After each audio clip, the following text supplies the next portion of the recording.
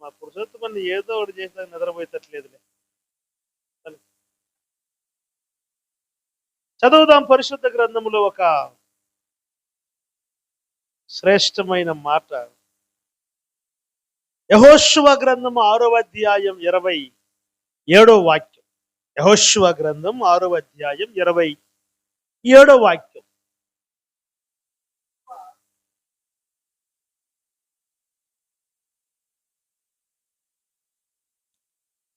ప్రేమగల తండ్రి, పరిశుద్ధుడైన ప్రభువా, ఈ పూట నీ మాట నా నోట ఉంచి నీ బిడ్డలతో మాట్లాడమని యేసు నామమున ప్రార్థించి అడుగుచున్నాము తండ్రి, ఆమేన్. తల్ల పైకెత్తండి, నా వైపు చూస్తూ కొద్ది నిమిషాలు దేవుని మాటలు వినాలని మనవి చేస్తున్నారు. ప్రియులారా, మరి చదవబడిన వాక్య భాగములో మోసే పరిచారకుడైన యెహోషువను దేవుడు హెచ్చించిన రీతిని, లేకపోతే దేవుడు యెహోషువని ఆశీర్వదించిన స్థానాన్ని లేఖనము తెలియపరుస్తూ ఉంది. ఏం మాట ఉందంటే అక్కడ, యెహోషువ కీర్తి దేశమందంతటను వ్యాపించెను. హల్లెలూయా, హల్లెలూయా. అంటే యెహోషువ కీర్తిని దేశమందంతటా దేవుడు గణపరిచినాడు. ఇది ఇంకొక మాటలో చెప్పాలంటే, యెహోషువ పేరుని దేవుడు గొప్ప చేసినాడు. స్తోత్రం చెప్పండి. ఒక ఆమెనో ఒక హల్లెలూయా ఏదో ఒకటి చెప్పండి. అరుసులు తిని పళ్ళు లూజ్ అయినాయి ఏంది? గట్టిగా ఏదో ఒకటి చెప్పండి. సరే పోనీ ఆ పని చెప్పండి, అదన్నా చెప్పు, అదన్నా చేస్తా. నాగేష్ తెగ చదివేస్తాను బైబిల్ ఈరోజు.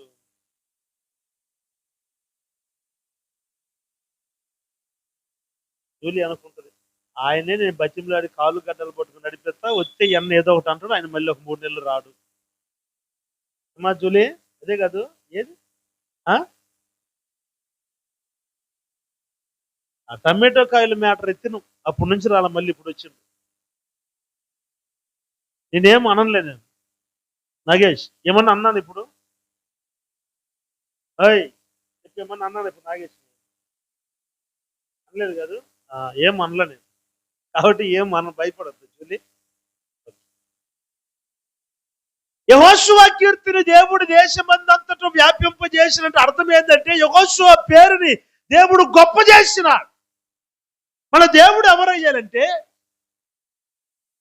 అబ్రహాముతో ప్రభు అంటాడు, నీవు నీ దేశము నుండి, నీ బంధువుల యొద్ద నుండి, నీ తండ్రింటి విడిచిపెట్టి నేను చూపించే దేశంలోకి వెళ్ళు, నేను నీ పేరును గొప్ప చేస్తానన్నాడు. దేవుని స్తోత్రం కలుగునగాక. అంటే మన పేరుని ఆయన గొప్ప చేస్తానంటే అర్థం ఏంటంటే, మనల్ని గణపరుస్తానని అర్థం. ఈరోజు ఇన్స్టాగ్రామ్లో పిచ్చ ఎదవేషాలు వేసి, పిచ్చగా డ్యాన్సులు వేసి, లేనిపోయిన మాటలు మాట్లాడి వైరల్ అవ్వాలనే ప్రయత్నాలు చేస్తా ఉన్నారు. ఈ మధ్య కూడా ఎవరో ఒక ఆయన అన్నారు కదా తెలుగులో, ఎవరైనా ఏదో స్త్రీలు ఏదో మాట్లాడిందని చెప్పి పెద్ద కేసు అయింది కదా అందరూ. ఎవరైనా అబ్బా మీకు ఏం తెలీదా? ఎవరు? శాలేం రాజా పౌలు చూడు ఆడిపోయాడు. సరే సినిమా యాక్టర్లు పట్టుకున్నారంటే పాస్టర్నే పట్టిస్తాం.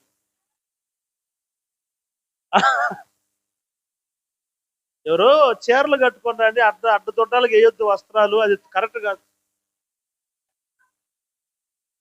ఎంతసేపు నిద్రపోతున్నారా? ఉడుకు నీళ్ళు తెచ్చిపోయారా పౌలు? ఏమండి,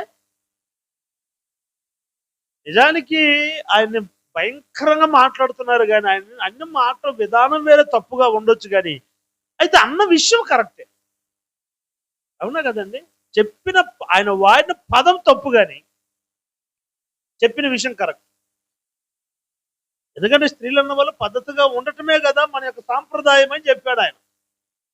అయితే వైరల్ అయ్యేదాని కొరకు, ఫేమస్ అవ్వాలని చెప్పేసి, నలుగురు అతని దగ్గరకు వచ్చి సెల్ఫీలు తీసుకోవాలని చెప్పేసి చేసి బేబిచ్చంగా ఇష్టం వచ్చినట్లుగా పిచ్చి పిచ్చి ఎదవేషాలు వేస్తూ ఉన్నారు. ఎందుకు ఇవన్నీ వేస్తున్నారు అంటే, నేను నలుగురు కనపడలేను, వైరల్ అయిపోలేను, గొప్ప అయిపోవాలని. దేవుని స్తోత్రం కలుగును గాక. ఆ మధ్య ఇక్కడే చెన్నైలో ఇన్స్టాలో పాపులర్ అయిన ఒక అమ్మాయి ఎయిర్పోర్ట్కి పోయిందంట. ఎయిర్పోర్ట్కి పోతే పిచ్చ పిచ్చ ఎదవేషాలు వేస్తుంది ఆ అమ్మాయి. అందరూ చూసే వాళ్ళందరూ కూడా నీచమని చూపు చూశారంట. ఈ అమ్మాయి అది ఆ అమ్మాయి ప్రశ్న, నన్ను ఎంతమంది చూశారో తెలుసా అంటుంది. పక్కన కెమెరామ్యాన్ అంటూ, అబ్బా ఎంత మంచి దేవత అనిగా జోడ్ల, ఇంత పనికి మాలింది దానికి ఎందుకు వచ్చిందని చూశారమ్మ. నీకు అర్థమైందా? అంటే ఇంత పనికి మాలింది ఎందుకు వచ్చింది అక్కడ, కానీ వైరల్ అయిపోవాలి అంటే గొప్ప గొప్ప అవ్వాలి, పేరు గొప్ప చేయబడాలి, నలుగురు కనపడాలి, ఏదో ఒకటి చేయాలని. నాన్నగారు అప్పుడప్పుడు అంటుంటారు ఏంటంటే, ఈరోజు చాలా మంది పాస్టర్లు అవ్వాలని పోస్టర్లు కొడుతున్నారని అంటారు. పాస్టర్ అయితే నువ్వు పోస్టర్లు కొట్టాలి, కానీ పాస్టర్ అయ్యేదాని కొరకు పోస్టర్లు కొట్టకూడదు. దేవుని స్తోత్రం కలుగును గాక. హల్లెలూయా. అర్థమైందండి? ఏదో ఒకటి గొప్ప చేయబడాలి, ఏదో ఒకటి. నాకు తెలిసిన కొంతమంది వాళ్ళు కొన్ని బయట సేవకులు, వాళ్ళు ఫోటోలు వేసి వీళ్ళు పిలుచుకుంటారు, వీళ్ళు ఫోటోలు వేసి వాళ్ళు పిలుచుకుంటారు. వీళ్ళు చూస్తే నాకు అనిపిస్తుంది, వీళ్ళు ఎందుకు ఎదవేషాలు వేస్తారో నాకు అర్థం కాదు. అరే, ఒక ఆత్మను రక్షించాలి అన్న భారం ఉండదు.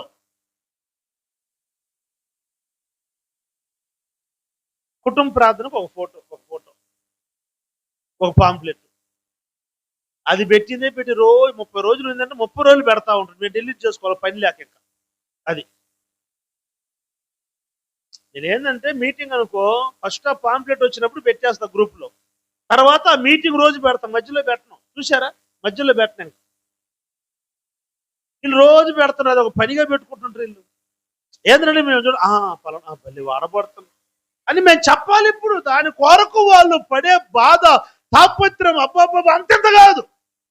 నేను అనే మాట ఏంటంటే, నేను గొప్ప చేయాలంటే, నేను గణపరచాలంటే, నేను హెచ్చించాలంటే, దేవుడు నిన్ను గణపరచాలి, దేవుడిని హెచ్చించాలి, ఆయన నిన్ను శిఖరముపై కూర్చొని పెట్టాలి, ఆయన నీ పేరును గొప్ప చేయాలి. చప్పట్లు కొట్టండి గట్టిగా. హల్లెలూయా. మనలను మనము గొప్ప చేసుకోలేము. చిన్న మాట, నేను ఇక్కడ ఉన్న మాక్సిమం పౌలను పైకి ఎత్తుకోగలుగుతా. దేవరాజు సులభంగా ఎత్తేస్తా. నాగేసి కొంచెం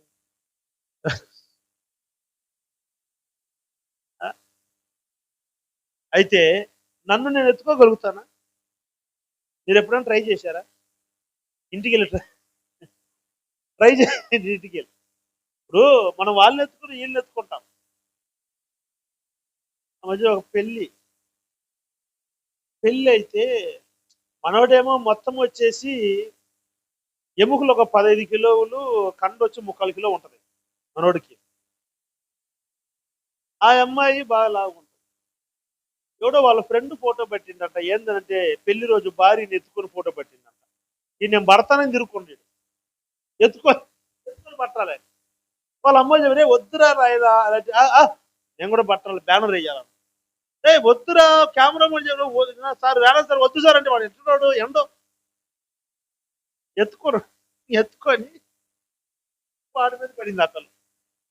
వీడు కింద పోయినా పిల్లవాడు. ఇంటికి రావాల్సిన వాళ్ళు ఇద్దరు హాస్పిటల్కి పోయారు. ఇప్పుడు నేనేమన్నంటే, అప్పుడు కోపం వచ్చి వాళ్ళ అల్లరు ఏమంటే, రే అసలు నిన్ను నువ్వు ఎత్తుకోగలుగుతావు. ప్రియులరా, మనలను మనము నిజంగా ఎత్తుకోలేము. అయితే నేను ఇతరులని ఎత్తగలుగుతా, కానీ నన్ను నేను ఎత్తుకోలేము. ఇప్పుడు నేనేమంటానంటే, మనల్ని మనం ఎలాగైతే ఎత్తుకోలేమో, మన పేరును మనమే అటు గొప్ప చేసుకోలేము. హల్లెలూయా. మనలను మనమే హెచ్చించుకోలేము. నేను అంటాను, మనుష్యులైతే ఒకవేళ ఒక మనుషుడు పైకి ఎత్తొచ్చు కానీ ఆత్మీయ జీవితంలో నిన్ను దేవుడు గొప్ప చేయాలంటే నా దేవుడే చేయాలి. హల్లెలూయా. ఎవరికి వాళ్ళు గొప్ప చేయబడలేరు, ఎవరికి వాళ్ళు హెచ్చించుకోలేరు. పిల్లరా, ఒకరిని పైకి లేపాలన్నా దేవుని హస్తం కావాలి, కిందకి దించాలన్నా దేవుడు పైకి లేపిన వాడు వాడిని ఎవరు కిందకి లాగలేరు. దేవుడు పైకి లేపని వారిని ఎవడు పైకి లేపలేరు. హల్లెలూయా. అంటే యెహోషువని దేవుడు గొప్ప చేశాడు. యెహోషువ కీర్తి దేశమందంతటా వ్యాపించబడి, దేశాలు యెహోషువ కీర్తి వ్యాపించింది. యెహోషువను గురించి గొప్ప చెప్పుకున్నారు. యెహోషువను గురించి, ఆయన కీర్తిని గురించి వర్ణిస్తున్నారు. నేను అంటాను, యెహోషువ కీర్తిని గొప్ప చేశాడు అంటే అర్థం యెహోవా కీర్తి అనేకులకు దీవెనకరంగా ఉన్నది. యెహోషువ పేరు అనేకులకు ఆశీర్వాదకరంగా ఉన్నది. యెహోవాను దేవుడు హెచ్చించాడు. ఎందుకు హెచ్చించాడంటే ఇశ్రాయేలీయులకు అందరికీ కూడా యెహోషువ కీర్తి, యెహోషువ నామం, యెహోషువ పేరు ఆశీర్వాదకరంగా దేవుడు మార్చినాడు. నేను అంటాను, భక్తి జీవితం అంటే, క్రైస్తవ జీవితం అంటే ఏంటంటే మనల్ని మనం పైకి ఎత్తుకోవటం కాదు, మనల్ని మనం దీవించుకోవటం కాదు, మన కుటుంబానికి మనం ఆశీర్వాదకరంగా ఉండటం కాదు. కానీ నువ్వున్న వీధికి, నువ్వున్న ప్రాంతానికి, నువ్వున్న పట్టణానికి, నువ్వున్న రాష్ట్రానికి, నువ్వున్న దేశానికి నీ కీర్తి ఆశీర్వాదకరంగా మార్చబడాలి. హల్లెలూయా, హల్లెలూయా. నీవు నీ కుటుంబానికైనా, కనీసం నీ కుటుంబానికైనా దీవెనకరంగా ఉండాలి. కనీసం నీ సంఘానికైనా నీవు దీవెనకరంగా ఉండాలి. నీ కీర్తి అనేకులకు ఆశీర్వాదకరంగా ఉండాలి. క్రైస్తవుడు అంటే ఏంటండి? మేము పుట్టాము, మేము పెళ్లి చేసుకున్నాము, పిల్లలు కన్నాము, వాళ్ళకి పెళ్లిళ్ళు చేసాము, ఇల్లు వాకిలి తీసి పెట్టాము, వాళ్ళని సెటిల్ చేసాము, ఓకే నేను నా కుటుంబం సంతోషంగా ఉన్నాము అంతే చాలు అనుకోవటమా క్రైస్తవ జీవితం అంటే? యేసుక్రీస్తు వారిలో మనం నేర్చుకోవాల్సిన శ్రేష్టమైన విషయం ఏంటో తెలుసా? ఫిలిప్పీ పత్రిక 2వ అధ్యాయం 5వ వాక్యంలో అపోస్తలుడైన పౌలు ఏమన్నాడు? ఈ క్రీస్తు యేసునకు కలిగిన ఈ మనస్సు మీరును కలిగి ఉండండి అని చెప్తూ ఇంకన్నీ చెప్తాడు. ఆయన తండ్రితో సమానముగా ఉండటం విడిచిపెట్టకూడని భాగ్యమని ఎంచుకోకుండా తను రిక్తునిగా చేసుకొని దాసుని స్వరూపం ధరించుకొని మనుష్య పోలికగా పుట్టి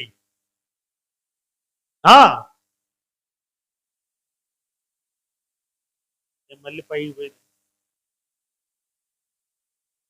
మనుష్యుల పోలికగా పుట్టి దాసుని స్వరూపము ధరించుకొని తన్ను తానే రిక్తునిగా చేసుకొనెను. మరియు ఆయన ఆకారమందు మనుషులుగా కనబడి మరణమునందునంతగా, అనగా శిలువ మరణము పొందునంతగా విధేయత చూపిన వాడై తన్ను తానే తగ్గించుకొనెను. ఆ పైన మొదటి మాట ఎట్లా ప్రారంభించాడు? ఈ క్రీస్తు యేసునకు కలిగిన ఈ మనస్సు మీరును కలిగి ఉండండి. హల్లెలూయా, హల్లెలూయా. అంటే అర్థం ఏంటంటే యేసుక్రీస్తు వారి భూలోకంలోనికి వచ్చింది ఎవరి కొరకంటే ఆయన కొరకు కాదు, లేకపోతే ఆయన పేరు గొప్ప చేసుకోవడానికి కొరకు కాదు, లేకపోతే ఆయన దీవించబడాలని కాదు, ఆయన ఆశీర్వదించబడాలని కాదు, ఆయన సింహాసనం పొందుకోవాలని కాదు, ఆయన సుఖపరచబడాలని కాదు, కానీ నీకు సింహాసనం ఇవ్వాలని, నిన్ను దీవించాలని, నిన్ను ఆశీర్వదించాలని, నీ పేరు గొప్ప చేయాలని, నిన్ను శిఖరము పైకి ఎక్కించాలని. కొట్టు చప్పట్లు గట్టిగా హల్లెలూయా. నీ స్థితిగతులు మార్చుట కొరకు ప్రభువైన యేసుక్రీస్తు వారు ఈ భూలోకంలోకి దిగి వచ్చారు. ఇప్పుడు ప్రభు అంటున్నాడు, ఈ మనస్సు మీరు కలిగి ఉండాలి. అంటే ఏ మనస్సు అంటే మన కొరకు మనం బ్రతకటం కాదు, మన జీవితం ఇతరులకు దీవెనకరంగా మార్చబడాలి. హల్లెలూయా. మనము ఇతరులకు ఆశీర్వాదకరంగా ఉండాలి. దావీదు ఏమన్నాడంటే, సైన్యానికి అందరు సిద్ధపడ్డరా అని అడిగారు. అందరు సిద్ధపడ్డారు. యోవాబు వచ్చి అడుగుతాడు, సరే రాజా మేము వెళ్ళొస్తాం యుద్ధానికి అంటే యోవాబుతో దావీదు అంటాడు, నేను కూడా వస్తాపా అని అన్నాడు.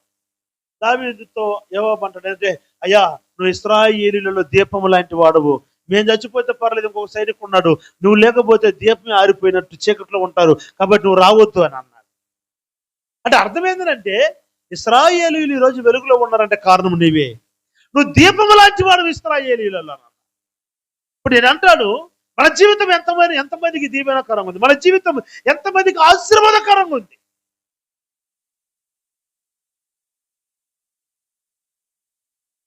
క్రొవ్వొత్తి వెలుగుతుంటుంది. క్రొవ్వొత్తి తను చీకట్లో ఉంటుంది కానీ ఇతరులకు వెలుగునిస్తాడు. మీరు గమనించండి బాగా, క్రొవ్వొత్తి చీకటిగానే ఉంటుంది కానీ అన్నిటికీ వెలుగిస్తాడు. ఒకరోజు కొవ్వొత్తి దగ్గరికి పోయి అడిగాడంట. కొవ్వొత్తి కరిగిపోయి ఆ కన్నీటి బిందువుల్లాగా ఆ కొవ్వు కారుతూ ఉంటుంది. ఒకడు పోయి అడిగాడంట, క్రొవ్వొత్తి ఎందుకు ఏడుస్తున్నావు, నువ్వు కరిగిపోతున్నావు అని ఏడుస్తున్నావా అని. దాని క్రొవ్వొత్తి అన్నదంట, నేను కరిగిపోతున్నానన్న బాధ నాకేం లేదు కానీ నేను త్వరగా కరిగిపోయి నేను ఆరిపోయిన తర్వాత ఈ ప్రజలందరూ చీకట్లోకి రాబోతున్నారు, అది అనుకొని ఏడుస్తున్నాను అన్నదంట. హల్లెలూయా. అంతే కదండి, కొవ్వొత్తి పూర్తిగా కరిగిపోయిన తర్వాత ఆరిపోతుంది. ఆరిపోయినప్పుడు ఏమవుతుంది, చీకటి వచ్చారు, దాని నిమిత్తం ఏడుస్తుందంట. అంటే కొవ్వొత్తి చెప్పడం వచ్చిన మాట ఏంటంటే, నేను కరిగిపోతున్నాను, మీకు వెలుగునిస్తున్నాను. హల్లెలూయా. క్రైస్తవ జీవితం అంటే ఏంది? మన కొరకు మనం బతికేది క్రైస్తవ జీవితమా? ఎంతకాలం ఉంటారు ఇంకా? నేను, నా భర్త, నా భార్య, నా బిడ్డలు, నా సంపాదన, నా ఇల్లు, నా వాకిలు, నా పొలము, నాది నాది నాది అని ఎంతకాలం బతుకుతారు? నేను అంటాను, నిన్ను దేవుడు ఎన్నుకొని ఏర్పాటు చేసుకున్నది నిన్ను నీవు గణపరుచుకున్నట్టు కొరకు కాదు, నీ కుటుంబాన్ని నువ్వు పోషించుకుంటూ కాదు, కానీ నీ జీవితం అనేకులకు దీవెనకరంగా మార్చబడాలి. నీ జీవితం అనేకులకు ఆశీర్వాదకరంగా ఉండాలి. నీ నామాన్ని దేవుడు గొప్ప చేస్తాడు. యెహోషువ కీర్తి అనేకులకు దీవెనకరంగా ఉన్నది. మరి నీ జీవితం చెప్పగలుగుతావా? లేదని నా జీవితం అనేకులకు ఆశీర్వాదకరంగా ఉంది చెప్పగలుగుతాము? కానీ యెహోషువను గురించి దేవుని వాక్యం అంటుంది, యెహోషువ కీర్తి దేశమందంతటా వ్యాపించిందంటే అర్థం యెహోషువ పేరు అనేకులకు దీవెనకరంగా మార్చబడింది. నేను అంటాను, మన జీవితం కూడా అనేకులకు దీవెనకరంగా మార్చబడాలి. మన జీవితం, మన పేరు, లేకపోతే మన సాక్ష్యం, నువ్వు చేసే ప్రార్థన, నీలో ఉన్న పరిశుద్ధత అనేకులకు దీవెనకరంగా ఉండాలి. యెహోషువ జీవితం దీవెనకరంగా మార్చబడింది, అనేకులకు దీవెనకరంగా మార్చబడింది. కారణం ఏంటి? యెహోషువ కీర్తిని దేవుడు దేశమందంతటా గణపరచటానికి, దేశమందంతటా వ్యాపింప చేయటానికి గల కారణం ఏంటి? కొన్ని మాటలు చెప్తాను, చదవండి పరిశుద్ధ గ్రంథముల నుండి. యెహోషువ 24:15.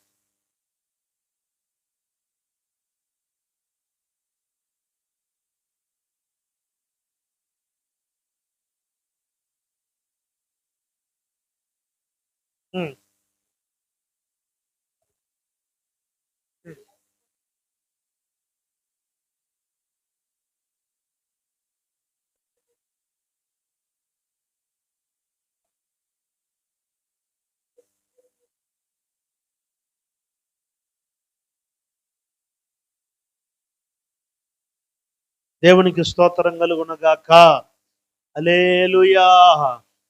ప్రియులారా, యెహోషువ కీర్తిని దేవుడు గణపరచటానికి, యెహోషువ కీర్తిని దేవుడు దేశమందంతటా వ్యాపింప చేయటానికి, యెహోషువ జీవితము అనేకులకు ఆశీర్వాదకరంగా మార్చబడటానికి యెహోషువ చేసిన మొట్టమొదటి పని ఏంటి అనంటే, నెంబర్ 1, యెహోషువ తాను తన ఇంటి వారిని యెహోవా భక్తి జీవితములో స్థిరపరుచుకున్నాడు.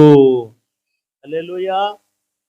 అంటే అర్థం ఏంటి అనంటే, మీరు ఏమన్నా చేయండి, నది అద్దరన ఉన్నప్పుడు మీ పితరులు సేవించారే ఆ దేవతలను సేవిస్తారో సేవించండి, లేక అమోరీల దేవతలను సేవిస్తారో సేవించండి, లేక బయలు దేవతలను సేవిస్తారో సేవించండి, అది మీ ఇష్టం.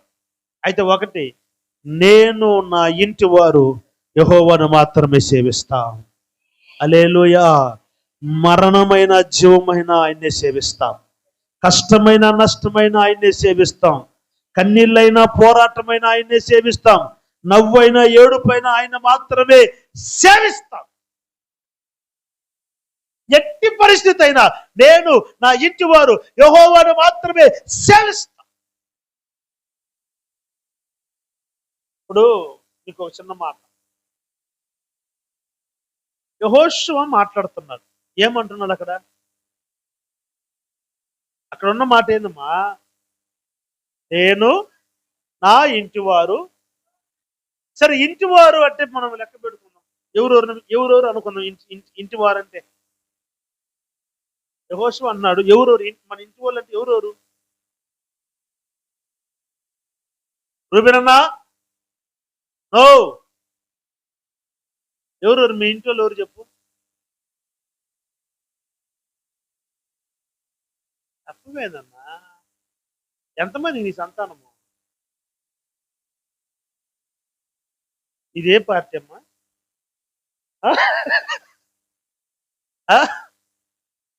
ఐదు చెప్పు, ఎంతమంది? 5 సంతానం. అందరూ పెళ్ళిళ్ళు అయిపోయింది దేవుని కృపలో. ఇంకొక ఆమె ఉంది కదా, ఏదమ్మా? 5. ఇప్పుడు నీ ఇంటి వారు అంటే ఎవరు? నువ్వు చేయక్కేనా? వీళ్ళందరూ ఎవరు? నేను చెప్పేదానికి అసలు ఎప్పుడు జవాబు చెప్పడు ఆయన. నేను ఒకటి అడుగుతా, ఆయన ఒకటి చెప్తున్నాడు. కనిగిరి బస్సు ఎక్కన్నా అంటే పామూరులో ఎక్కి నా నుంచి వస్తాలే అంటాడు. అంటే నీ ఇంటి వారు అంతే కాదు. రమ్య ఎవరు?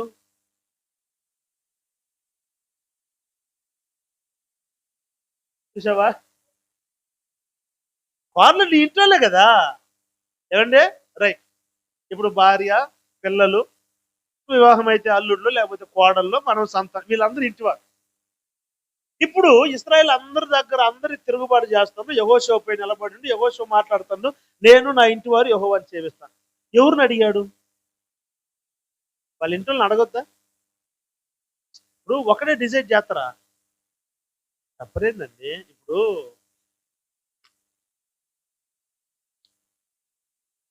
మనం ఉన్నాం, ఇప్పుడు మీకు కుటుంబాలు ఉన్నాయి, మీకు ఇల్లులు ఉన్నాయి, స్థలాలు ఉన్నాయి. మిమ్మల్ని అడగకుండా మీ కుమారుడో లేకపోతే మీ అల్లుడో మీ స్థలాన్ని అమ్మేస్తే ఏం చేస్తారు మీరు?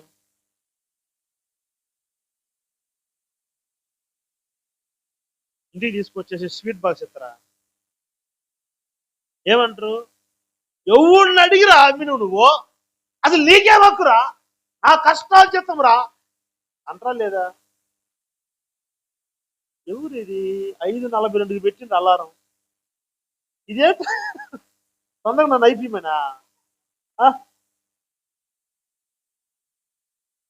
అది ఎటు కాకుండా 5:42 పెట్టింది అలారం. పిఎం బదులు ఏఎం బదులు పిఎం పెట్టినవా?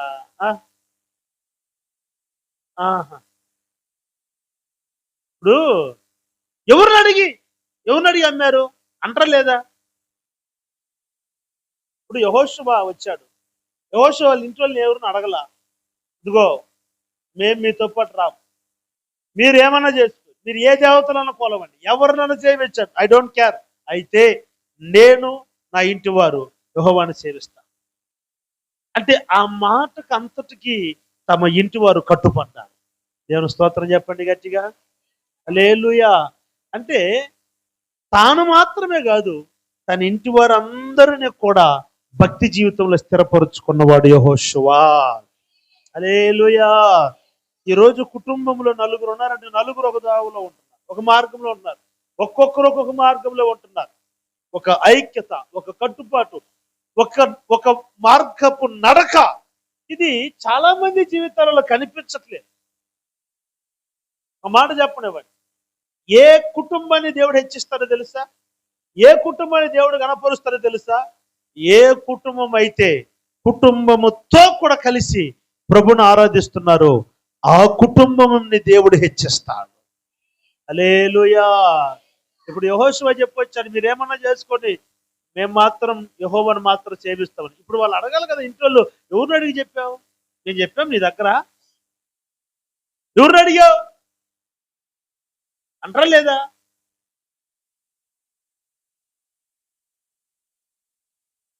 ఆ మధ్య కుటుంబంలో చిన్న గొడవ జరుగుతా ఉంది. గొడవ పెద్దదైపోయేసి వాళ్ళ ఇంట్లో పెళ్లి. ఎవరు? ఈ అమ్మాయి వాళ్ళ భర్త వాళ్ళ ఇంట్లో పెళ్లి. వాళ్ళ భర్త పనికి పోయిండు, ఆఫీస్కి వెళ్ళిండు. ఈ లోపల గొడవ అవుతుంటే ఈ అమ్మాయి చెప్పింది ఏంటంటే, మీరేమైనా చేసుకోండి, కానీ నేను ఆయన మాత్రం రామ్ పెళ్లికి అన్నారంట. నేను ఇంటికి వచ్చే లోపల అమ్మ ఒక పక్క, నాయన ఒక పక్క, పిల్లలు ఒక్కొక్క రకం ఉంటారు. ఏంటి అందరూ ఒక అంటే ఏంటంటే చాలా ఓవర్ చేస్తా ఉంటారు వాళ్ళు, మట్టు లేకుండా, మర్యాద లేకుండా. మరి ఏం చేసినమే? నేను చెప్పేశా, నేను ఆయన పెళ్లికి రామ్ అని చెప్పేసినాను. గోపకు పెట్టించి ఎవరిని అడిగి చెప్పినావు? ఎవరిని అడిగి చెప్పినావు? నేను చెప్పానా? నేను రాను అని నేను చెప్పానా? నన్ను అడగకుండా వెంట చెప్పావు. నీకు అర్థమైందా? ఇప్పుడు ఏం చెప్పింది ఏంటంటే, నేను చెప్తే నా భర్త ఎంటడు అని అనుకున్నది. భార్యలు అందరూ అటు అనుకోకూడదు. అర్థమైందా? అయితే అతను అంటాడు, ఎవరు అడిగి చెప్పావు? మా తల్లిదండ్రుల్ని ఎదిరించి మాట్లాడి మా తల్లిదండ్రులకు నేను పోకూడదని చెప్పేది అర్హత, రైట్స్ ఎవరిచ్చారు నీకు అన్నాడు. ఎలా అంటారు నా ప్రియులారా? దేవుని బిడల యొక్క హృదయ విధానం ఎలా ఉండాలంటే, వారు ఒక ఐక్యతలో ఉండాలి. వారి భక్తి జీవితము ఒకే లిమిట్లో కనిపించాలి. హల్లెలూయా, హల్లెలూయా. యెహోషువ చెప్తున్నా, నేను నా ఇంటి వారు యెహోవాను మాత్రం సేవిస్తామన్నప్పుడు వాళ్ళ ఇంటి వారు అందరూ దానికి ఒప్పుకున్నారు. కారణం, వారి ఇంటి వారందరినీ కూడా భక్తి జీవితంలో స్థిరపరిచినాడు యెహోషువ. హల్లెలూయా. వారిని గొప్ప చేస్తాడు, వారిని గణపరుస్తాడు. రెండో మాట చెప్తాను. రెండవదిగా చదవండి పరిశుద్ధ గ్రంథంలో సంఖ్య 14వ అధ్యాయం 7వ వాక్యం.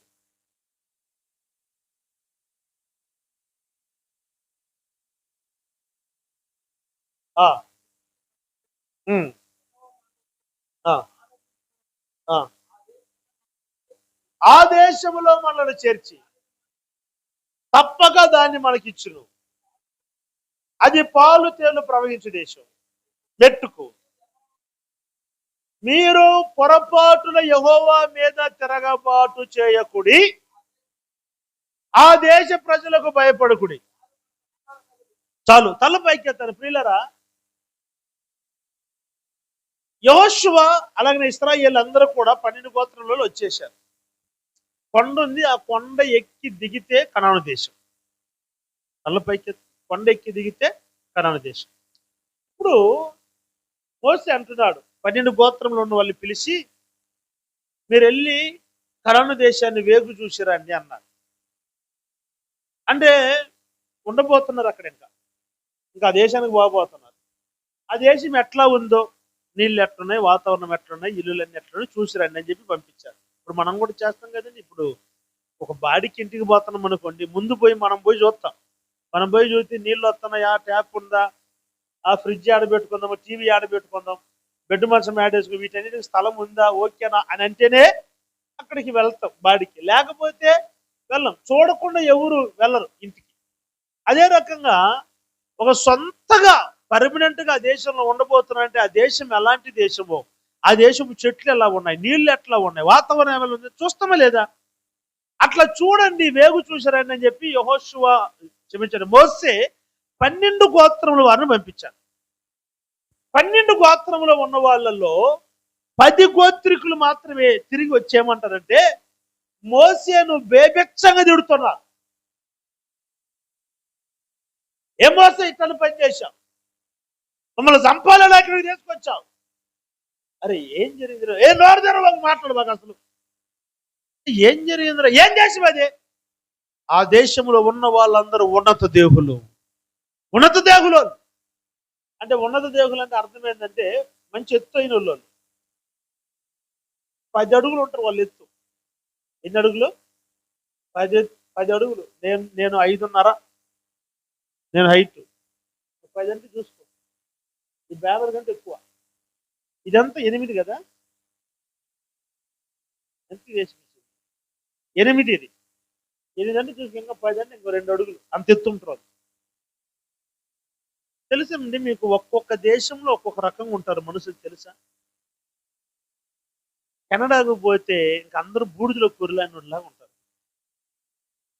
వాళ్ళకి ఎంట్రుకలు తలకాయ తెలియదు వాళ్ళకి, తెలుసా? వాళ్ళ ఎంట్రుకలు కూడా అట్లా ఉంటాయి ఒక రకంగా. అట్లాగనే జపాన్కి వెళ్ళామనుకో, ఇంక అందరూ అంత కొద్దులు, అందరూ కొట్టోళ్ళు, ముక్కు చెప్పిన మొహం అని మాట్లాడుతుంటారు. వాళ్ళు చూస్తే చెప్పొచ్చు వాళ్ళు జపాన్ వాళ్ళు అని. అంటే అమెరికా వాళ్ళు ఒక రకంగా ఉంటారు. తెలుసు మీకేమీ తెలుసో తెలియదు. మీరు లేతే ఆ మాదావరం, ఆ కనిగిరి, తప్పితే పేట అట్లా పోయి చూడరు కనీసం.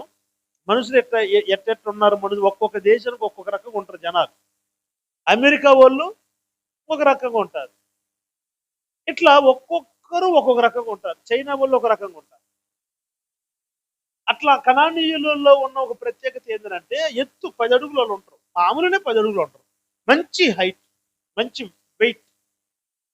మనోళ్ళు ఇస్రాయేల్ ఎవరంటే అంత మనోళ్ళు. ఇస్రాయేల్ ఎవరు? పుట్టగొడుగుల్లాగా ఉంటారు అందరూ. వాళ్ళు నిలబడి చూడాలంటే ఇటు చూడాలి. వీళ్ళు చూసి వాళ్ళు ఇస్రాయేల్ని, వాడు కొట్టొద్దు, వాడు తొక్కిండు అనుకో పచ్చడి. కాబట్టి అమ్మో వీళ్ళని మనం ధరిమి మనం ఆ దేశాన్ని స్వతంత్రించుకునే జరిగే పని ఇది. మోసే మమ్మల్ని వాళ్ళ చేత చంపేదానికి ఇక్కడ తీసుకొచ్చావా, నువ్వు చేసిన పని ఏంటని పెచ్చగా తిట్టేస్తున్నారు. ఓ నిజమే కదా, వాళ్ళ కోపం న్యాయమా కదా? కనాను దేశంలోనికి వీళ్ళు వెళ్తున్నారు, ఆ దేశాన్ని వీళ్ళు స్వతంత్రించుకుపోతున్నారు. కానీ వీళ్ళు ఊరుకుంటారా? ఊరుకుంటారా? సరే పోనీ, మీరు ఊర్ల కాడ ఇల్లు లేవులే, ఊర్ల కాడ ఇల్లు ఉన్నాయి, ఎవరన్నా ఒకరు ఒక అడుగు చెరిపి కట్టారు ఇల్లు, నో ప్రాబ్లం అంటవా? అంటవండి. ఎక్కువ మాట్లాడితే ఇటుక రాయి తీసుకుని వాడి తల మీద బొక్క పెడతాం. నేను కష్టపడిన స్థలము ఎట్లా తీసుకుంటున్నావు, నువ్వు ఎట్లా కడుతున్నావు, పగలగొట్టురా మొత్తం. మీరు ఎనకపోతే కోర్టుకు పోతాం. అవునా కదా? ఒక అడుగు జరిపి కడితే, ఒక అడుగు జరిగినాయని ఎన్ని ఇల్లులు పగలగొట్టారు తెలుసా? ఎన్ని కేసులు ఉన్నాయి తెలిసిన కోర్టులో, ఒక్క అడుగు జరిపి కట్టాడని. ఇప్పుడు ఒక అడుగు కాదు, అసలు ఇల్లునే ఆ దేశాన్ని వీళ్ళు స్వాధీనం చేసుకోబోతారు. ఒప్పుకుంటారు వాళ్ళు.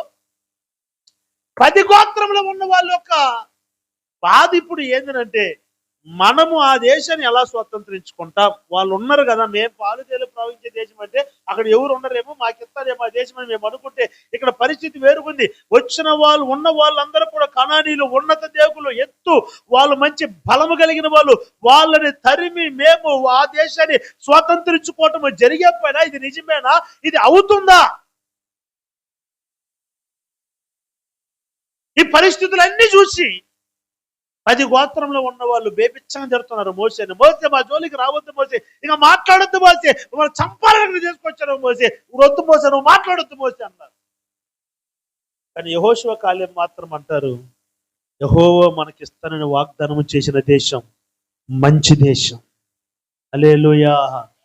వాళ్ళు అంటారు, ఏంది యెహోషువ, ఏంది కాలేబు, వీళ్ళు ఏంది అట్లా అంటుండ్రు, ఇట్లా అంటుండ్రు, ఉన్నత దేవుళ్ళంట, వాళ్ళు మనం జయించలేమంట, ఆ దేశాన్ని మనం స్వతంత్రంగా, ఏంది 10 గోత్రంలో వాళ్ళు ఎంతమంది చెప్తున్నారంటే, కాలేబు యెహోషువ అంటారు, మోసే నువ్వేం బాధపడబాకు, యెహోవా మాట ఇచ్చాడు, ఆ దేశం మనకు దేవుడు ఇస్తాడు అంతే. హల్లెలూయా. ఆ దేశం మనం స్వాధీనపరుచుకుంటాం అంతే. ఆయన మాట ఇచ్చాడు, నెరవేరుస్తాడు. మీరు గమనించండి, యెహోషువ కీర్తిని దేవుడు గొప్ప చేయటానికి కారణం ఏంటంటే, పరిస్థితులన్నీ కంటికి కనుచూపు మేరకు పరిస్థితులు ప్రతికూలంగా ఉన్నాయి. ఈ ప్రతికూలమైన పరిస్థితుల మధ్యలో యెహోషువ దేవుని మాట మీద విశ్వాసం ఉంచుతున్నాడు. కొట్టని చప్పట్ల గట్టిగా హల్లెలూయా, హల్లెలూయా. ఎందుకు దేవుడు యెహోషువ కీర్తిని గొప్ప చేశాడు, ఎందుకు హెచ్చించాడంటే, పరిస్థితుల వైపు చూడలేదు యెహోషువ, దేవుని మాట మీద విశ్వాసం ఉంచినాడు. నేను అంటాను, భక్తి జీవితం, విశ్వాస జీవితం అంటే ఏంటంటే, నీకు పరిస్థితులు అనుకూలంగా ఉన్నప్పుడు మేము దేవుడు ఖచ్చితంగా ఈ మేలు చేస్తారులే అని నమ్మేది కాదు. పరిస్థితులు ప్రతికూలంగా ఉన్నప్పటికీ నా దేవుడు మాట ఇచ్చాడు, దాన్ని నెరవేరుస్తాడు. అది విశ్వాసం. ఏది విశ్వాసం? మాకు పరిస్థితులన్నీ అనుకూలంగా ఉన్నాయండి కాబట్టి ఖచ్చితంగా దేవుడు చేస్తాడులే అనేదా భక్తి జీవితం? పరిస్థితులు ఎంత ప్రతికూలించినా దేవుడు మాట ఇచ్చాడు, ఆ మాట నెరవేరుస్తాడు. హల్లెలూయా, హల్లెలూయా. 80 ఏళ్ళప్పుడు వాగ్దానం చేశాడు అబ్రహాముకి. 100 ఏళ్ళు అయిపోయింది. సారా, ఇక నీవు నాకు గర్భఫలము కలుగుతుంది అనబడిన నమ్మకం నాకు లేదన్నది. ప్రసవించేంత శక్తి నాలో లేదన్నది. నా వల్ల కాదు అని అన్నది. కానీ అయితే అబ్రహాము, చారా ఎన్ని మాటలు చెప్పినా అబ్రహాము మాత్రం విశ్వాసం కోల్పోలేదు. చదవండి, ఆ మాట చూపిస్తాను. రోమా పత్రిక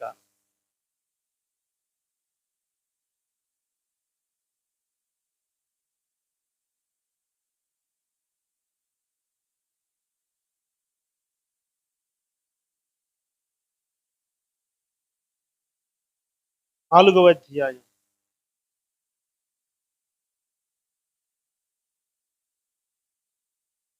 18వ వాక్యం.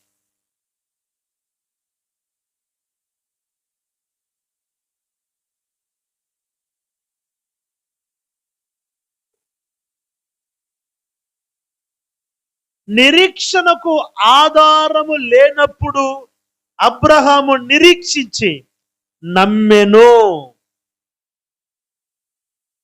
ఎప్పుడు నమ్మినాడండి? చెప్పాలి, ఎప్పుడు నమ్మాడు? నిరీక్షణకు ఆధారము లేనప్పుడు. ఈ ఫోన్ నిలబడుకుందంటే దీనికి ఇప్పుడు ఆధారం ఏంటి? నా చెయ్యి, ఆయన చెయ్యి పట్టుకొని ఉంది కాబట్టి అది నిలబడుకొని ఉంది అనేది ఆధారం ఉంది కనుక నువ్వు నిరీక్షిస్తున్నావు, అది విశ్వాసం. కానీ నిరీక్షించడానికి ఆధారం లేదు కానీ అయినా ఫోన్ నిలబడుతుంది, అది. హల్లెలూయా, హల్లెలూయా. నిరీక్షించడానికి ఆధారం లేదంటే అప్పుడు అబ్రహాముకి 100 ఏళ్ళు, ముసలివాడు, పండు ముసలివాడైపోయాడు. పండు ముసలిదైపోయింది, ప్రసవించేంత బలము లేదు, పిల్లల కనేంత వాతావరణం కనిపించట్లేదు చారాలు.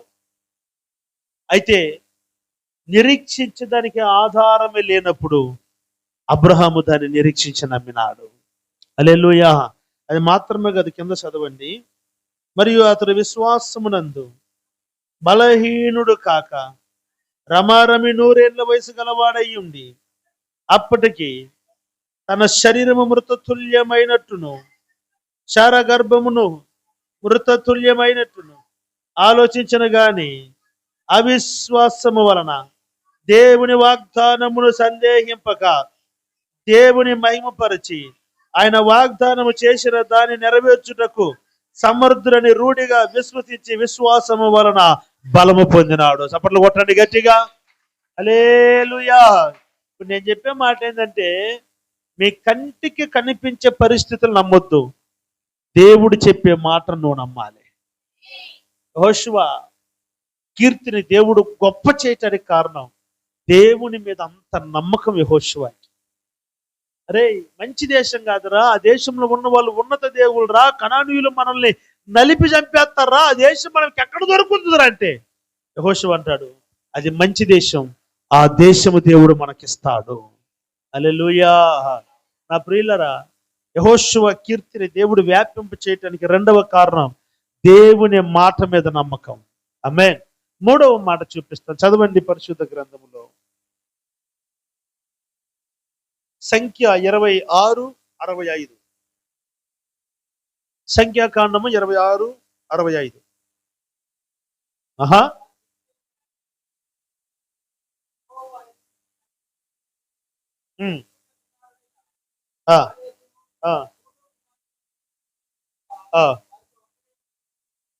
చాలు. నా ప్రియులరా, 3వదిగా యెహోషువ పేరు దేవుడు గొప్ప చేయటానికి గల కారణం ఏంటంటే, యెహోషువను కనాను దేశంలోనికి దేవుడు చేర్చినాడు. ఎంతమంది వెళ్ళారు? ఐగుప్తు దేశం నుంచి బయలుదేరి వెళ్ళిన వాళ్ళు ఎంతమంది? ఇంచుమించు 20 లక్షల మంది. ఎంతమంది చెప్పండి? 20 లక్షల మందిలో ఎంతమంది చేరారు కనాను దేశము? ముగ్గురు అన్నది ఎవరు? వీళ్ళు కూడా పోయినట్టు ఉంటారు. యెహోషువ, కాలేబు వీళ్ళిద్దరు మాత్రమే అడుగుపెట్టారు. వీళ్ళిద్దరు మాత్రం అడుగుపెట్టిన దానికి కారణం ఏంటో తెలుసా? వీరికి కనాను మీద ఉన్న ఆశ. ప్రియా యేసు రాజును నే చూచిన చాలు, మహిమలో నేనాయనతో ఉంటే చాలు. ప్రియా యేసు రాజును నే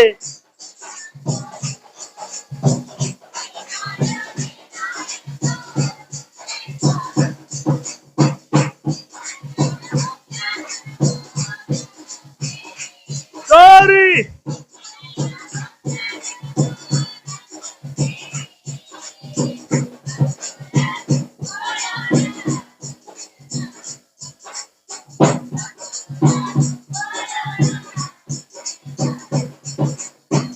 ఆహాయా బూర ఎప్పుడు ధ్వనించునో, ఆహానాశ ఎప్పుడు తీరుతుందో.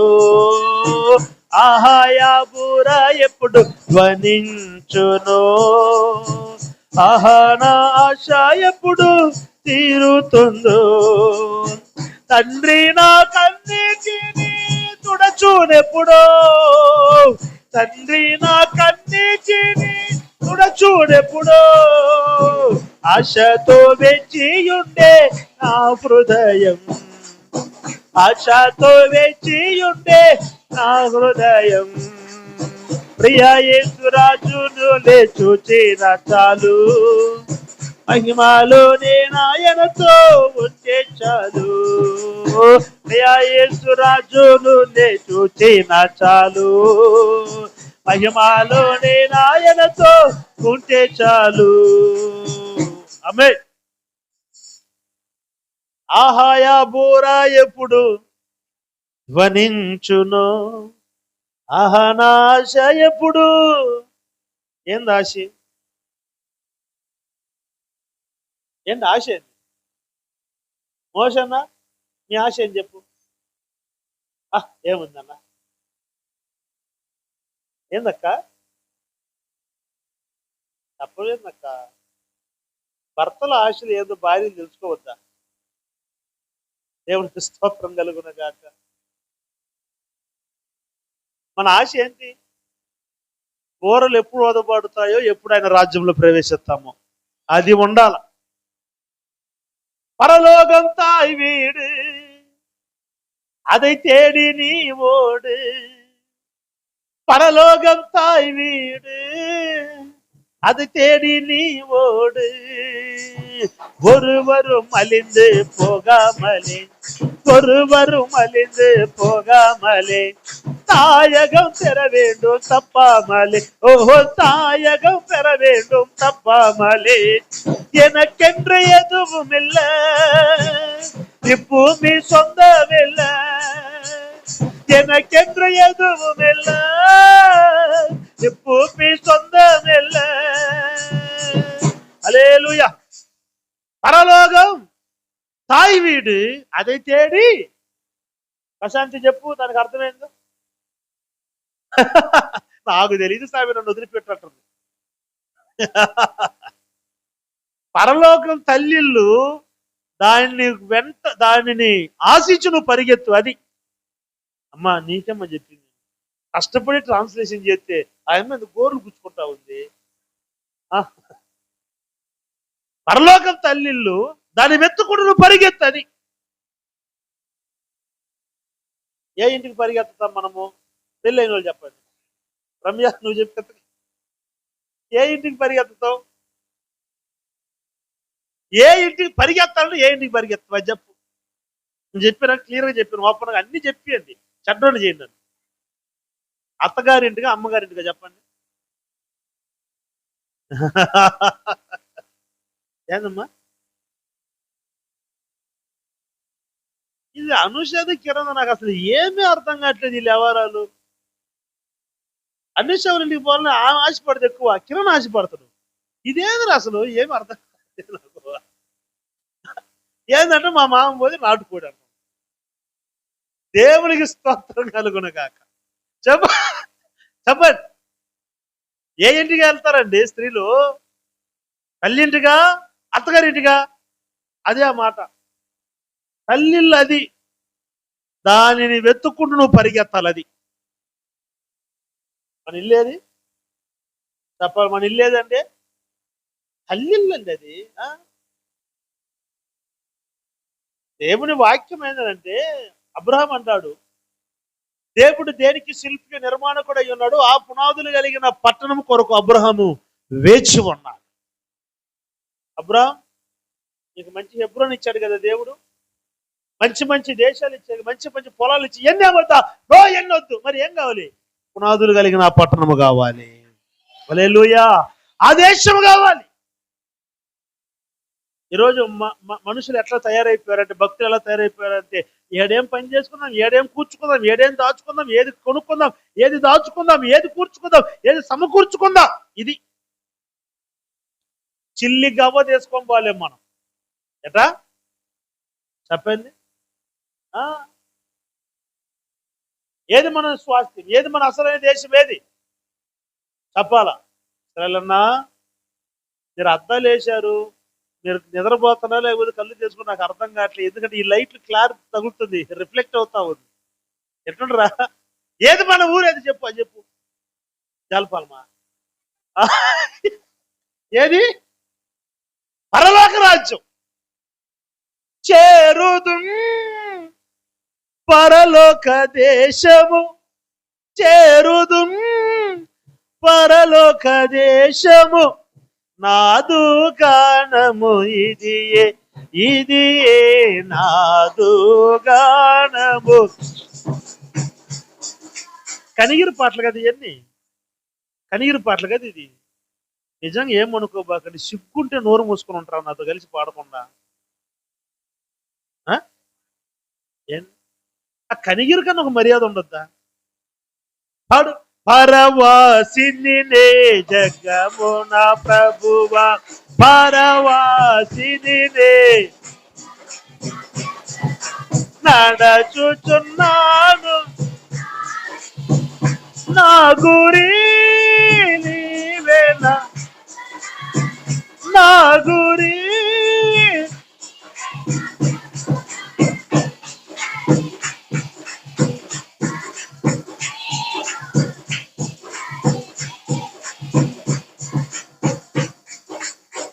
తెలుపుము, తెలుపుము నాయువు ఎంతో, తెలుపుము నా, తెలుపుము నా ఆయువు ఎంతో, తెలుపుము ఎంత అల్పుడనో, తెలుపుము విరిగి నలిగి ఉన్నాను నేను,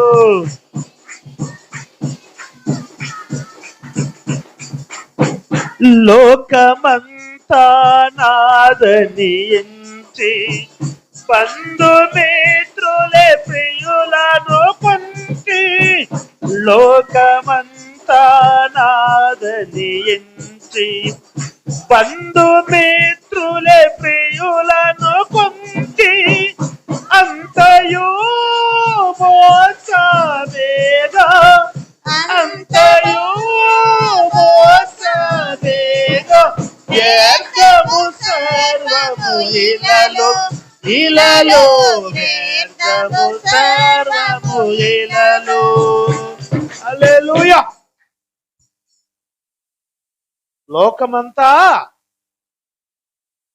ఏమనుకున్నాడంట శారక్క? గుడిపాటి పళ్ళు నీళ్ళు ఎవరిది? ఎవరిది చెప్పలేదక్క. మీదా? గట్టిగా మాదంట. మందేలయ్యా అంటదా? మళ్ళీ ఆడ రాసిమంటానని ఆమె భయం మాది, మాది అంట.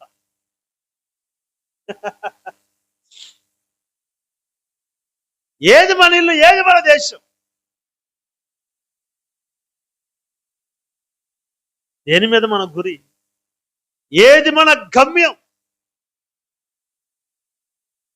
ఎక్కడ మన ప్రయాణం, ఏది మన యాత్ర. ఎట్టయినా అప్పులన్నీ కొట్టేసుకొని పోయే కనిగిరిలో పడితే మా పానానికి నెమ్మది కలుగుద్దయ్యా అంటరా? ఏది? ఎలాగైనా ఆయన రాజ్యంలోకి ప్రవేశించాలి. అది